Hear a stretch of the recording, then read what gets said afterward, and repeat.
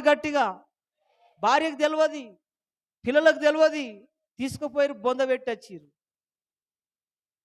ఆ భార్య మా భర్త ఆడ ఉన్నాడే మందిరానికి పోయిండు కదా, కానుక తీసుకొని పోయిండు కదా, కలిసి మరి ఏమైంది ఇంకా రావట్లేదని వచ్చింది.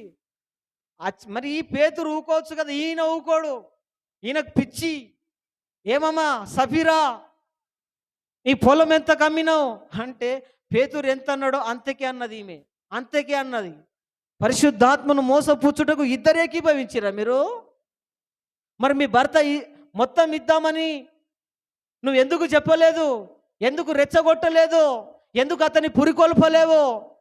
దాచుకుందామంటే ఒప్పుకున్నావులే, దాచుకుందామంటే ఒప్పుకున్నావులే, ఇంతే ఇద్దామన్నావులే. ఆహా, పరిశుద్ధాత్మను మోసం చేస్తావా నువ్వు అని అన్నాడు.